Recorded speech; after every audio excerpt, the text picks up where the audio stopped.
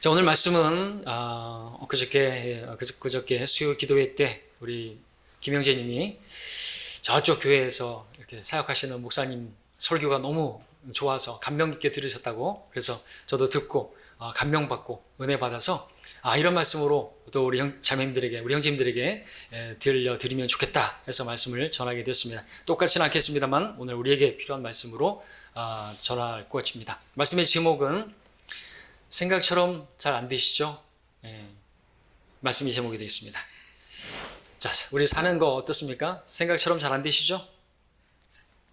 자, 오늘 말씀에 보니까, 본문에 보니까 하나님의 내 생각과 내 길이 하나님의 생각과 하나님의 길 달라도 너무 다르다고 말씀하십니다. 그 차이가 하늘과 땅 차이라고 말씀하십니다. 아니, 더 정확하게 하늘들이라고 했으니까 셋째 하늘에서부터, 땅이니까 얼스, 지구니까 셋째 하늘에서부터 이 땅까지 그 정도의 차이가 나는 것이라, 우리가 상상하는 그 이상의 차이가 나는 것이죠. 우리가 도저히 상상할 수 없는, 생각할 수 없는, 내가 원치 않는 길을 만날 때가 있습니다. 어떻게 이런 길로 나를 인도하시는 그분이 하나님이신가 우리는 생각할 수가 있습니다. 여러분 어떻습니까? 내 생각대로 일이 되지 않을 때가 있습니다. 아니, 내 생각과 반대로 내 인생이 거꾸로 가는 것 같은 그런 일이 진행될 때가 있습니다. 그런 일 경험해 보셨을 것입니다. 그럴 때 어떠셨습니까? 마음이 정말 답답하고 괴롭기도 하고 낙심이 되기도 하고 그랬을 것입니다.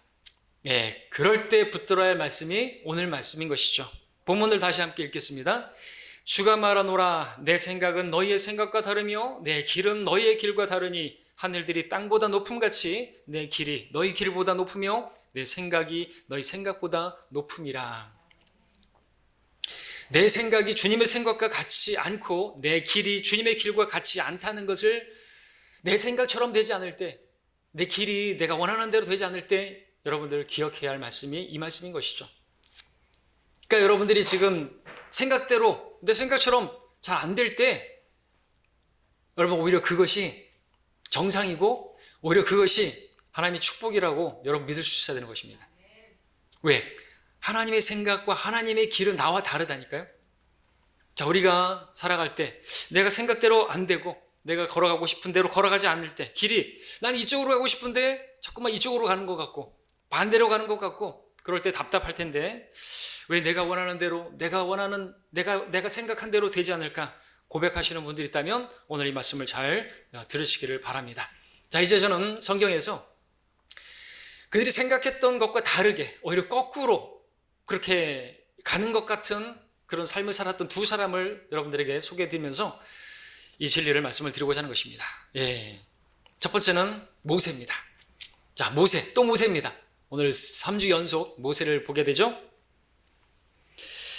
자, 모세는 우리 사도행전 함께 보겠습니다. 먼저 사도행전 줄 넣어놓으시고 사도행전 7장으로 가서 보겠습니다. 줄은 안 넣어도 되겠습니다. 사도행전 7장에 보시면 모세, 히브리인이었죠. 하나님의 섭리 가운데, 근데 파라오의 궁에 들어가서 파라오의 왕의 딸의 아들이라는 그러한 칭호를 받고 궁전에서 살게 되었습니다. 그가 어머니하고 누이와 함께 지낸 기간이 얼마였는지 모르겠지만 그 기간 동안에 모세의 마음에는 분명하게 뭐가 새겨져 있냐니까 그 자신은 하나님의 백성이다 라는 것이 새겨져 있었습니다. 자, 22절에 보니까 모세에 대해서 25절까지 읽으면, 그리하여 모세는 이집트인들의 모든 지혜를 배워 말과 행위에 능하더라. 그가 40세 되었을 때 이스라엘 자손인 그의 형제들을 돌아보고 싶은 마음이 생긴지라. 마침 어떤 사람이 부당하게 취급받는 것을 보고서 그를 보호하고 압제하는 이집트인에게 보복하여 그를 쳐 죽였더라. 모세는 그의 형제들이 하나님께서 자기 손으로 그들을 구원하고자 한 것을 이해하리라고 생각하였으나 그들은 이해하지 못하더라. 자, 모세가 생각한 것은 있었죠. 그런데 생각대로 안 된 것이죠. 모세가 40세가 되던 때, 자, 그의 모습은 이집트의 모든 지혜를 배웠고 그래서 말과 행위에 능했습니다. 아주 훌륭한 조건을 갖췄습니다. 그때 이제 모세는 스스로 생각했던 것이겠죠. 이제 준비가 됐다 나는. 어쩌면 개인적으로 생각해서 한 30대부터 한번 생각을 했을 거예요. 성경에 30세부터 하나님 사역을 시작하는, 예수님도 30대부터 시작하니까 40세까지 기다렸을 거다라고 생각도 듭니다. 40세, 30세 정도면 이제 왕성하고, 근데 40세까지 기다리다가 이제는 준비가 다 됐다. 이제 40이면 이제 내가 뭔가를 이루어야 될 것 같고, 그런 마음도 들었을 거라 생각이 듭니다. 자, 그렇게 해서 이제 이스라엘 백성들, 자기 하나님의 백성을 돌아보려고 했던 것이죠. 모세는 아마 그랬을 거예요. 하나님께서 자기를 그 이집트의 그 왕자로, 그 파라오의 딸의 아들로 이렇게 보내셔가지고 섭리 가운데, 그래서 어떻게 이제 군대를 조직하고 또 전쟁을 이끌고 백성들을 다스리고 재판해야 하는지 등등 그런 모든 것들을 다 준비시키시고 배우게 하셨을 거라고 그렇게 생각했을 것입니다. 예, 그렇게 된 시점에서 이제 나는 준비가 되었다. 그 모든 것이 예비된 환경에서 이제 자신이 이스라엘 백성들에게 드러내 보일 때가 되었다라고 생각을 했을 것입니다. 그리고 이제 그것을 믿음으로 행하는데, 지난주 봤던 것처럼 히브리서에서 말씀에서는 믿음으로 모세는 장성하여 파라오의 딸의 아들이라 칙함을 거절하고 잠시 동안 죄의 낙을 누리는 것보다 오히려 하나님의 백성과 함께 고난받는 것을 택했다고 말을 했습니다. 믿음으로 한 것입니다. 그리고서 이스라엘 백성이 부당하게 학대받는 것을 보고 이집트인을 쳐서 죽이고 그랬습니다. 자, 그렇게 했을 때 모세는 그 형제들이, 자기 동족들이 하나님께서 자기의 손으로 이스라엘을 구원내는 그것을 이해하리라고 생각을 했던 것이죠. 그런데 상황은 어떻게 됩니까? 전혀 그들은 이해를 하지 못했습니다. 문제는, 중요한 것은 모세의 생각하고 하나님의 생각이 너무 달랐던 것이죠. 모세의 생각은 40세 때 이집트의 모든 지혜와 말과 이런 걸 다 배워가지고 능력 있게 되었을 때, 다 갖추어졌을 때 자기가 이스라엘 백성들을 구원하는 그 일을 해야 된다라고 생각을 했던 것이죠. 그런데 하나님의 생각은 뭡니까? 하나님의 생각은 그와 다른 것이었습니다. 하나님의 생각은, 모세는 40세라고 생각했는지 모르겠지만 하나님의 생각은 80세였습니다. 왜 그때입니까? 자기가 완전히 부인되어져. 나는 할 수 없고, 믿음으로 하긴 했는데 그건 온전히 믿는 믿음이 아니죠. 뭐 어떤 믿음이 진짜 믿음입니까? 나를 완전히 부인하고 주님이 아니면, 주님께서 함께하지 않으시면 아무것도 안 된다. 내가 주님을 떠나서는 아무것도 할 수 없고 오직 주님을 통해서만 모든 것을 할 수 있습니다 라는 고백, 우리가 가져야 할 그 고백, 그 믿음을 가질 때까지 하나님께서 원하셨던 것이겠죠. 근데 지금 자기가 다 갖춰졌으니까 이제는 하나님께서 나를 쓰실 것이다. 다 갖춰졌으니까. 그리고 나는 정말 기다릴 때까지 기다렸다. 그리고 이제 나섰던 것으로 보게 됩니다. 자, 그런데 어떻게 된 것입니까? 모세의 생각이 완전히 부서지고 말았습니다.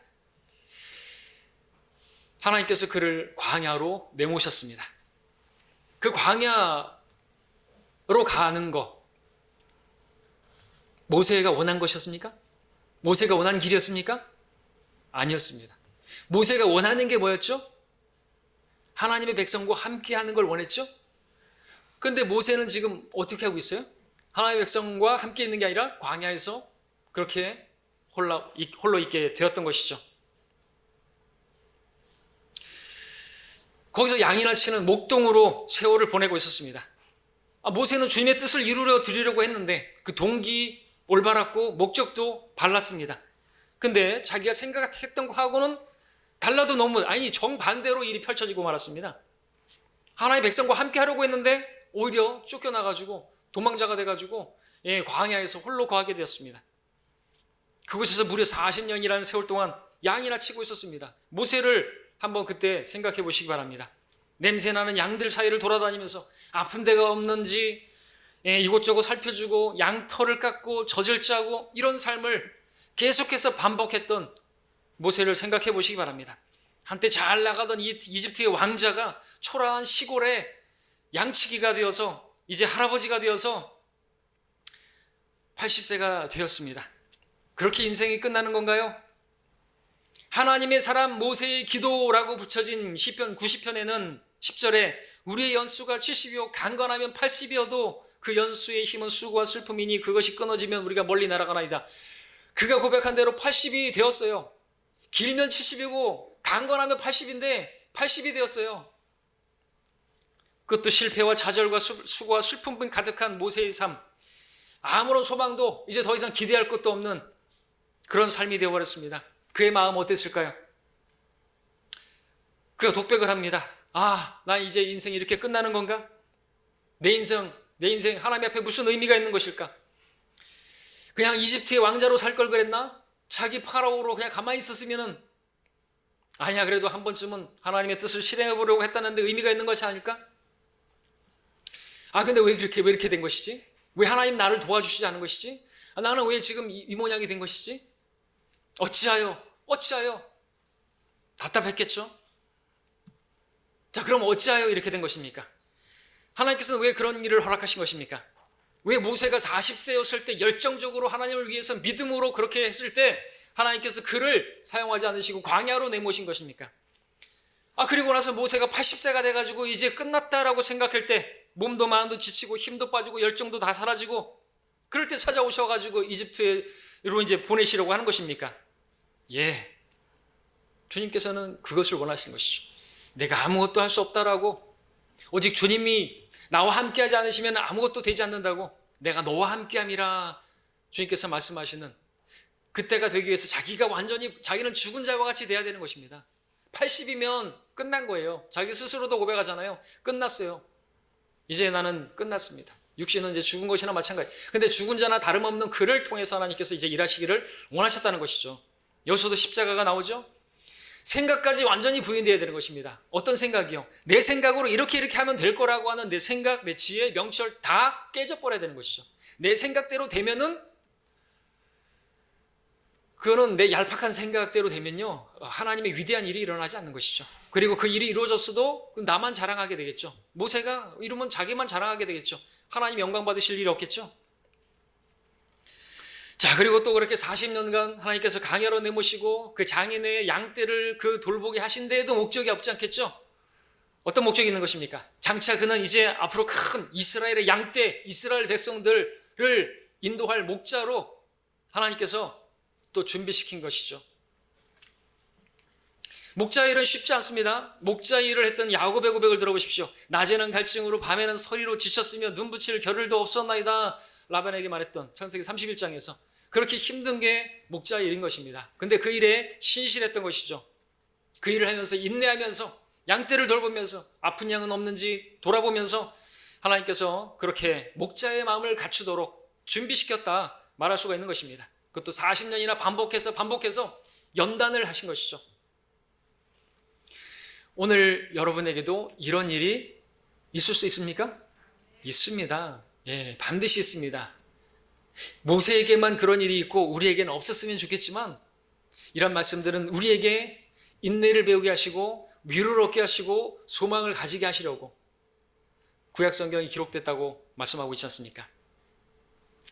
그럴 때 여러분들, 내가 생각한 대로 안 되고 내가 원하는 길로 가지 않는 것을 볼 때 여러분들이 붙들어야 할 말씀이 이것이라는 것이죠. 하나님의 뜻이 있을 것이다. 내 생각과 하나님의 생각은 다르다 이거죠. 내가 원하는 대로 되면 그게 오히려 안 좋은 결과가 이루어질 수가 있는 것입니다. 맞잖아요. 내가 원하는 대로 다 되면 우리는 결국 하나님 필요 없어요. 맞지 않습니까? 그래서 하나님께서는 우리를 실패도 주시고 낙담도 주시고 그 가운데서 또 위로도 해주시고 하나님을 알게 하시면서 하나님 아니면 안 됩니다 라는 것을 배우게 하시는 것이죠. 그러니까 여러분들 그런 일이 있을 때, 내 생각대로 안 될 때, 내 생각대로 왜 이렇게 안 되지? 그럴 때 여러분들 붙드십시오. 하나님의 생각이 어디 있는지 하나님의 길을 맞추십시오. 주님, 내 뜻대로 마옵시고 아버지 뜻대로 하옵소서. 주님, 제 생각대로 하지 마시고 이제 하나님의 생각을 보여주시고 하나님의 길을 보여주십시오. 내가 그 길을 걸어가겠습니다. 그 길에 순종하겠습니다. 이렇게 결의하시기 바랍니다. 그것이 빠르면 빠를수록 좋은 것이에요. 40년이나 걸릴 필요 없는 것입니다. 하나님께서 그것을 원하시는 것이죠. 두 번째로 요셉을 보겠습니다. 요셉 17살 때 꿈을 꾸게 되었습니다. 그 꿈은 하나님께로부터 온 것입니다. 그 꿈은 아주 좋은 꿈입니다. 느부갓네살이 꿨던 그 흉몽이 아닙니다. 무서운 꿈이 아닙니다. 너무나 좋은 꿈입니다. 근데 그 좋은 꿈 때문에 어려움을 당했습니다. 물론 그 꿈을 요셉이 형들에게 이야기하지 않았더라면 결과론적이지만 요셉은 그렇게 어려운 일을 당하지 않았을 수가 있었을 것이에요. 그 꿈 이야기를 했더니 형들이 시기하고 미워하고 미워하는 것을 넘어서 죽이려고 했죠. 이야기하지 않는 게 맞는 건가요? 아니죠. 당시에는 꿈을 통해서 하나님 말씀하셨기 때문에 하나님께서 말씀을 주셨다면 말해야 되는 것이죠. 그렇죠? 그 꿈대로 되어질 것이라고. 그런데 그 말씀을 믿지 않았던 사람들이 그렇게 박해를 했던 것입니다. 우리도 하나님께서 주신 말씀이 있으면 말을 해야 되는 것이죠. 박해가 있고 나를 미워하고 그렇더라도 말을 해야 되는 것입니다. 자, 근데 꿈 때문에 요셉의 인생이 꼬이기 시작하네요. 그리고 그 꿈과는 너무나 거리가 먼 일들이 펼쳐지네요. 꿈 이야기를 했더니 형들이 요셉을 시기하고 따돌리고 결국 죽이려고 했습니다. 기회가 왔습니다. 근데 하나님께서 개입하셨죠. 그래서 죽지 않게 되었죠. 물론 요셉의 맏형 르우벤이 말려가지고 개입했지만 거기 하나님이 함께 하신 것이죠. 죽지 않도록. 그래서 구덩이에 던져졌습니다. 그런데 갑자기 미디안으로 가는 상인들이 나타나게 되었습니다. 형들이 그것을 보게 되었습니다. 요셉의 형들은 그 상인들에게 요셉을 팔자고 그렇게 결정하고 돈을 받고 팔아넘겼습니다. 역시나 하나님께서 개입하신 것이죠. 왜요? 요셉은 예수 그리스도의 예표가 되는 인물이기 때문에 예수님께서 또한 은 30에 팔리신 것처럼 그 예표가 되기 위해서 은 20에 예표는 똑같지 않으니까 어쨌든 이렇게 153개나 되는 그 가지수로 제일 많은 예수님의 예표가 되는 인물이 요셉인 것입니다. 자, 그런 일이 진행되고 있을 때 지금 죽을 뻔하다가 살아났는데 노예로 팔려가지고 가는 것이에요. 이집트로. 그런 일이 진행되고 있을 때 자기는 꿈이 있는데 내가 꿈대로라면 이렇게 되면 안 되는데 이 꿈하고 반대로 가는 거예요. 자기에게 이런 일이 벌어질 거라고는 꿈에도 생각하지 못했을 것이에요. 꿈과는 반대로 가는 것입니다. 이집트에 끌려갑니다. 타국 땅입니다. 그곳은 요셉이 원하는 길이 아니었고 요셉의 생각 속에 없었던 그런 길이었을 것입니다. 그곳에 도착하니까 노예 시장으로 넘겨지네요. 사람들이 노예로 이제 이 요셉을 놓고 흥정을 하네요. 튼실한 놈입니다. 젊은 놈입니다. 자, 가격을 불러보세요. 인신매매 시장에서 그렇게 서게 되었습니다. 그런 일이 일어났을 때 요셉이 이해할 수 있었겠습니까? 납득이 갔겠습니까? 왜 이런 일이 일어나는 것이지? 자, 요셉은 포디발에게 팔려서 이제 그 집으로 들어가게 되었습니다. 종살이를 하게 되었습니다. 포디발의 집에서 온갖 굳은 일을 했을 것입니다. 생각해 보십시오. 요셉은 통치자가 될 줄로 생각했는데 노예가 되었어요. 요셉은 다스리는 자가 될 줄로 생각했는데 섬기는 자, 종이 되고 말았어요. 거꾸로 돼도 이렇게 거꾸로 되는 일도 있습니까? 이런 삶은 요셉은 전혀 생각지 못했을 것입니다. 근데 요셉 앞에 벌어진 현실은 그랬어요. 문제는 요셉에게만 이런 일이 일어났으면 좋겠는데 오늘 우리에게도 이런 일이 벌어지고 있고 저에게도 벌어지고 있고 벌어질 수 있고 앞으로도 여러분들도 그런 일을 만날 수가 있다는 것이죠. 자, 어쨌든 요셉은 그곳에서 열심히 일을 했습니다. 그랬더니 포디발의 눈에 들었네요. 그래서 포디발의 집을 관리하는 자로 세워지게 되었네요. 좀 살만하게 되었네요. 좀 살만한가 싶었더니 또 뭔 일이 생겼어요? 포디발의 아내가 요셉을 성추행범으로 만들어가지고 결국에 감옥에 던져지게 되네요. 그러나 요셉은 성추행을 한 적이 없어요. 사실은 포디발의 아내가 계속해서 날마다 성추행을 했고 요셉을 그리고 성폭행을 하려고 했었죠. 요셉은 그걸 피하려고 했습니다. 그 자리를 피하려고 했는데 이 여자가 옷을 자꾸 안 놔주네요. 그래서 옷을 벗어버리고 그 자리를 도망쳤습니다. 근데 그 여자가 포디발이 이제 돌아오니까 이 종 주제 말이죠. 지금 나를 성폭행하려고 했다고. 이게 증거라고. 이게 증거라고. 반박할 수 없는 증거물까지. 위트니스. 이것도 증거물입니까? 증인이 없는데요. 요셉이 아무리 자기는 아니라고 목소리를 내봐야 노예의 말을 누가 믿어주겠습니까? 증거가 있는데. 그때 요셉이 파라오의 얼굴을 어떻게 볼 수가 있을까요? 또 거기에 있는 많은 사람들이 이 요셉을 어떤 눈으로 쳐다봤을까요? 야, 저 어쩔 수 없는 놈이구나, 그죠? 죄수로 오더니 역시나 또 그 짓을 또 했겠구나, 이런 생각을 했겠죠. 이런 상황이 되면 정말 죽고 싶을 심정일 것이, 너무나 우울하게 될 것이 아니겠습니까? 나는 아무런 죄도 없는데, 나는 성추행한 적이 없는데 이 성추행범으로 몰려가지고 수치스럽게 돼가지고 감옥에 던져지게 되는 것이에요. 여러분, 2017년에 전북의 부안에 한 교사가 학생들의 고소에 의해서 성추행범으로 몰리게 되었죠. 근데 그 교사는 성추행을 한 적이 없어요. 교사는 그저 학생이 다리를 떨고 있으니까 복나가, 그리고 무릎을 톡 쳤어요. 그런데 허벅지를 주물렀다고 그러면서 성추행범으로 몰았습니다. 결국 교사직에서 파면됐죠. 그렇게까지 될 줄은 몰랐습니다. 아이들은 그냥 야간 자율학습, 거기에 대한 좀 불만이 있어서 좀 한 건데 이렇게까지 될 줄은 몰랐어요. 아이들이 다시 탄원서를 냈습니다. 우리 선생님 좋은 선생님, 우리가 거짓말했습니다. 다 썼어요. 우리 선생님 너무나 좋은 분이니까 다시 오게 해주시라고. 여중이죠. 여자 중학생들이 그랬습니다.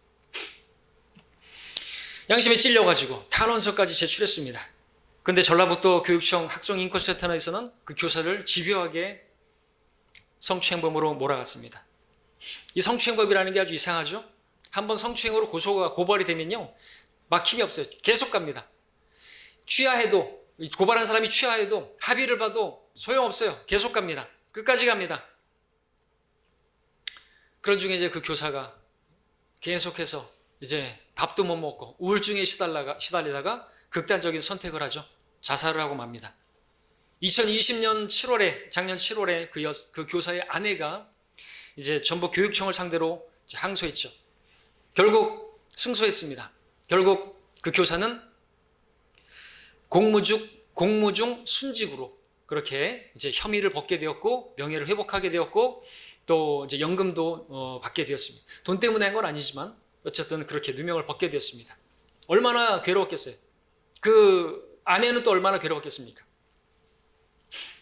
요셉은 이런 일을 당한 것이에요. 요셉도 오늘날 하면 미투 사건, 거짓 미투 사건, 고발에 의해서 성추행범으로 몰려서 감옥에 갇히고 만 것이죠.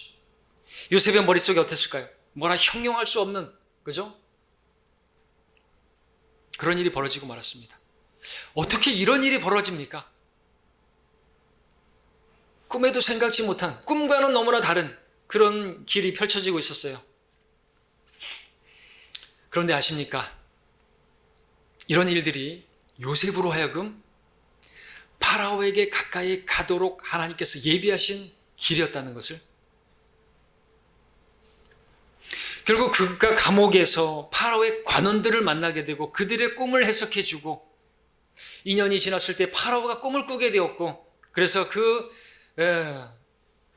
술 맡은 책임자가 그 이야기를 해서 파라오 앞에 요셉이 불려 나와서 꿈을 해석해주는 그런 일을 하게 되지 않았습니까?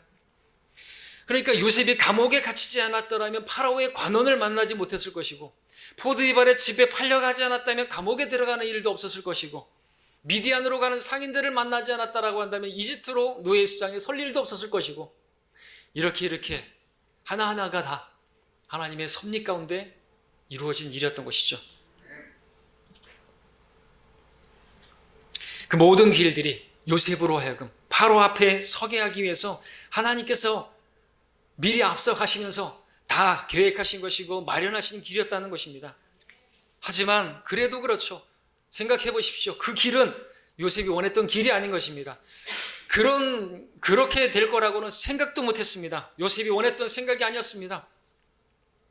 그런데 하나님께서는 그렇게 길을 마련하셨고, 그렇게 보내신 분이 하나님이시다 성경 말하고 있습니다. 우리 시편 105편 볼까요? 시편 105편 함께 보겠습니다. 여기 보면 요셉의 생애를 간단하게 기록하고 있는 구절이 나옵니다.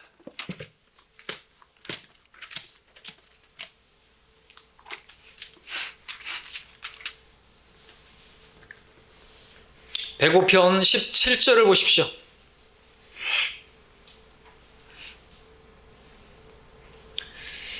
우리 한 목소리로 읽죠. 시작. 주께서 그들 앞에 한 사람을 보내셨으니 종으로 팔렸던 요셉이라. 누가 보냈다고요? 주께서 보내셨다고 말씀하고 있죠. 예, 선발대로 마치 앞서 보내셨다 그랬습니다. 18절 19절도 읽습니다. 제가 그의 발은 착고에 상했으며 그가 쇠사슬에 매었으니 주의 말씀이 임할 때까지 주의 말씀이 그를 연단하였도다 말씀하고 있습니다. 예, 요셉이 그 기간 동안 어떻게 보냈다고요? 연단의 기간으로 보냈다고 말씀하고 있습니다. 물론 그 기간은 힘든 험난한 그런 길이었습니다. 이집트로 팔려갈 때부터, 구덩이에 던져질 때부터, 노예로 팔려가서 종이 되어지고 또 성추행범으로 몰려가지고 감옥에 던져지고, 그런데 그 모든 일들 주님께서 요셉을 연단하시기 위한 하나님의 생각에서 나온 하나님께서 예비하신 길이었다라는 것이죠. 그것을 요셉도 나중에 알게 되고, 요셉의 형들이 왔을 때 뭐라고 고백합니까? 창세기 45장 7절 8절에서 하나님께서는 땅에서 당신들에게 후손을 보존하시고 당신들의 생명을 큰 구원으로 건지시려고 당신들 앞서 나를 보내셨나이다. 그러므로 이제 나를 여기에 보낸 것은 당신들이 아니라 하나님이시니 그분이 나를 파라오의 아비가 되게 하시려고 그의 온 집의 주가 되게 하시며 온 이집트 땅을 치리자로 삼으셨나이다. 다른 누가 아니에요. 요셉의 형들이 아닙니다. 포디발이 아니에요. 포디발의 아내가 아니죠. 하나님께서 이모저모 다 사용하셔서 하나님께서 앞서 보내셨다고 요셉도 고백하게 되죠. 꿈대로 된 것이에요. 이집트의 최고 통치자가 된 것입니다. 그런데 그 과정은 순탄치는 않았어요. 우리에게도 마찬가지죠. 우리 하나님의 아들들입니다. 우리 왕의 자녀들입니다. 근데 왜 삶이 이럴까요? 순탄치가 않습니다. 왜 내 생각대로 안 되죠? 왜 주님께서 나에게 말씀하신 대로 안 되죠? 안 되는 일들이 많이 만나죠? 왜 그러냐 이거죠. 답을 얻을 수 있겠죠? 자, 요셉은 자기가 걸어온 그 일들이 자기 생각하고 안 맞고 자기가 원했던 길과는 달랐지만 그것이 하나님께서 예비하신 길이었고 하나님의 생각 속에서 있었던 하나님의 감추어진 그 지혜요 하나님의 길이었다고 말하고 있는 것입니다. 요셉은 로마서 8장 28절을 믿었던 것이죠. 하나님을 사랑하는 자들에게는, 목적에 따라 부르심을 받은 자들에게는 모든 일이 합력하여 선을 이룬다는 그 말씀을 믿었고, 그렇기 때문에 그는 어디에서도 어느 환경에 처한다 할지라도 낙심하지 않았습니다. 두려워하지도 않았습니다. 어디를 가든지 그는 신실했습니다. 그랬죠? 그러니까 여러분들도 내 생각하고 좀 다르게 일이 진행되더라도 내가 원하는 길이 아닌 길에 선다 할지라도 여러분들 낙심하지 마시고 두려워하지 마시고 불평하지도 마시기 바랍니다. 여러분 하나님 사랑하는 자들이지 않습니까? 그럼 여러분 앞에 있는 모든 일들은요 하나님께서 다 사용하셔서 결국 선을 이루실 줄로 믿으셔야 하는 것입니다. 하나님께서 그 모든 일을 할 수가 있어요. 내가 볼 때는 그게 좀 싫은 것처럼 보이겠죠. 여러분들 느부갓네살 왕도 고백했지 않습니까? 그분께서는 하늘의 군대에 있어서나 땅의 거민 가운데서나 자신의 뜻에 따라 행하시나니 그분의 손을 치우면서 그분께 말하기를 당신은 무엇을 하나이까? 말할 수 있는 자가 없다고죠. 뭐 하십니까 도대체? 이게 뭡니까? 이렇게 말하면 안 되는 것이죠. 욥도 고백했죠. 엄청난 고난과 그 시련을 거치고 나서 하나님의 계획을 알고 나가지고 욥기 42장 2절에서 주께서는 모든 것을 하실 수 있으며 어떤 생각도 주께 알려지지 않을 수 없음을 내가 아나이다. 그 전에는 뭐라고 고백했습니까? 그가 나를 연단하시면 금같이 나오리라. 그러니까 여러분 앞에 어떤 생각지도 못한 생각과 다른 일들이 펼쳐진다 할지라도 여러분들 낙심하지 마시고 그런 모든 일들 보여지는 것만으로 판단하지 마시고 여러분들 연단하시는 과정으로 여러분들 정금처럼 빚으시는 과정으로 여러분을 작품으로 빚으시는 것이 하나님의 목적인 것입니다. 중요한 것은 여러분들이 그 순간순간 하나님을 의식하는 것이라는 것이죠. 눈에 보이진 않지만 보이는 분으로 믿는 것이라는 것이죠. 요셉은 포디발의 집에 들어갈 때도 성경에 보니까 하나님과 함께 했더라고 말하고 있습니다. 감옥에 들어갔을 때도 하나님께서 그와 함께 하시고 거기서 어떤 관원들이 꿈을 꿨는데 거기서도 하나님 이야기하죠. 왜 이렇게 슬퍼하십니까? 말해보십시오.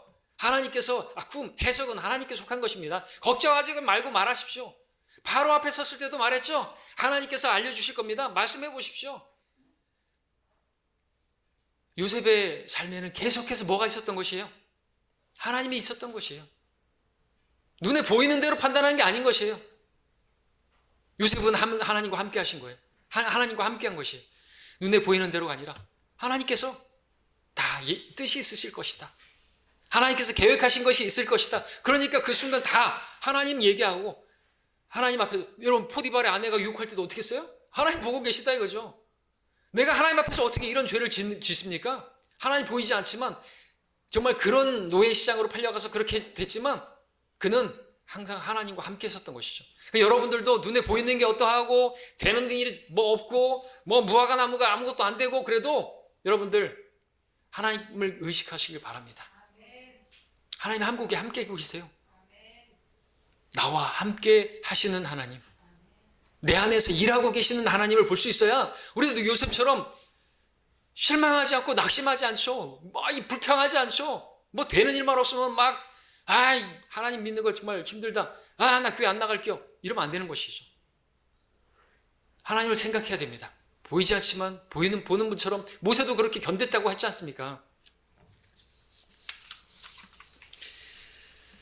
여러분들, 내가 생각하는 길과 너무나 다른 상황이 펼쳐지더라도 그때 감사하셔야 돼요. 오히려 항상 기뻐하라.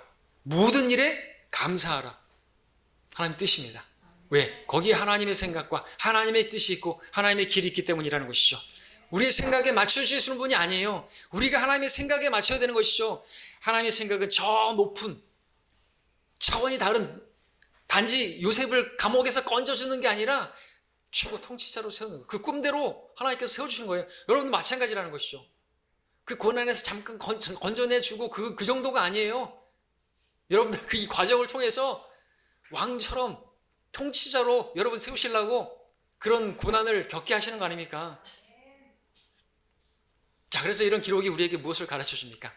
이제 두 가지로 말씀드리고 정리합니다. 첫 번째는 내가 생각한 대로 되지 않는다 할지라도 여러분들 낙심하지 마시라는 것입니다.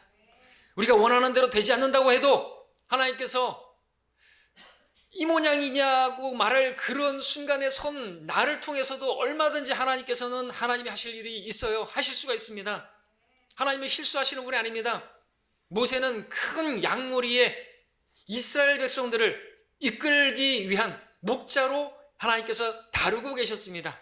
요셉, 그 집의 관리자로 또 감옥에서도 책임자로 신실하게 하니까 어떻게 해요? 나중에 이집트 총리자로 세우시지 않습니까? 다 예비하시고 훈련하셨던 것이에요. 그 순간에도 하나님께서 그들과 함께 하시면서 어떻게 하나 지켜보고 계시는 것입니다. 그런 상황에서 불평하며 끝나버리는 거예요. 하나님께서 다른 사람을 사용하실 수가 있는 것입니다. 근데 그들이 그 가운데서도 신실하게 양떼를 치고 신실하게 그 가운데서도 종의 신분으로서 일을 하고 하니까 어떻게 해요? 작은 일에 신실하니까 하나님께서 큰 일에도 신실할 줄 알고 맡기신 거 아닙니까? 둘째, 그래서 말씀드리는 것입니다. 무엇이든지 현재에 충실해야 된다는 것이죠. 현재 여러분들에게 놓여진 상황에서 신실해야 된다는 것이죠. 내가 생각한 대로 아닐 수가 있습니다. 그렇더라도 현재 하나님께서 나를 다루고 계시고 나를 떠나지 않고 계시고 나를 버리지 않고 계시는 그분께서 나를 다뤄가고 계시는 과정 중에 있다고 믿어야 한다는 것이죠. 그 기간이 그런 일들이 나를 다루시고 하나님을 배우게 하시고 연단하시고 하는 그런 과정으로 나를 작품으로 빚으시는 과정 중에 있다고 여러분들 믿으시고 여러분 그 가운데서 신실하셔야 하는 것입니다. 요셉이 그랬잖아요. 가는 곳마다 신실했습니다. 모세도 마찬가지죠. 힘들었습니다. 장인의 양떼를, 다윗도 마찬가지잖아요. 기름을 받았는데 옛날 양이나 치고 있고 따돌림 당하고 도망 다니고, 근데 그 가운데서 항상 신실했어요. 우리에게 필요한 게 뭐예요? 신실함이라고 그랬잖아요. 그랬더니 하나님께서 모세를 큰 양머리 이스라엘 이끄는 목자로 세우셨고, 요셉은 이집트의 최고 관리자로 세우시지 않았습니까? 주님 말씀하셨습니다. 작은 일에 신실한 자는 큰 일에도 신실하며 지극히 작은 일에 부정한 자는 큰 일에도 부정하니라. 달란트 비유에서도 잘하였도다 착하고 신실한 종아, 네가 적은 일에 신실하였으니 내가 너로 많은 것으로 다스리도록 하리라. 내 주인의 기쁨에 동참하라. 내가 생각한 대로는 아니지만, 내가 원하는 길은 아니었지만 주님께서 허락하신 것이라면, 그 가운데서도 신실하신다면 하나님께서 여러분에게 큰 일을 맡기시는 것입니다. 장차 천년왕국에서 여러분들 면류관을 씌워주시고 왕처럼 통치하는 그 일은 아무나 하는 게 아닌 것입니다. 신실하게 이 광야 같은 세상에서 주님과 동행하면서 주님을 의식하면서 그렇게 그 길을 걸어갈 때 하나님께서 여러분에게도 말씀해 주실 것입니다. 잘하였다 착하고 신실한 종아, 내 기쁨에 동참하라. 10골 5골 주실 것입니다. 여러분 그걸 바라보시고 믿음으로 바라보시고 낙심하지 마시고 여러분들 신실한 모습을 주님께 보여드리시기를 바랍니다. 그래서 다 칭찬받고 영광을 누리시는 우리 모두 되기를 바랍니다. 기도하겠습니다.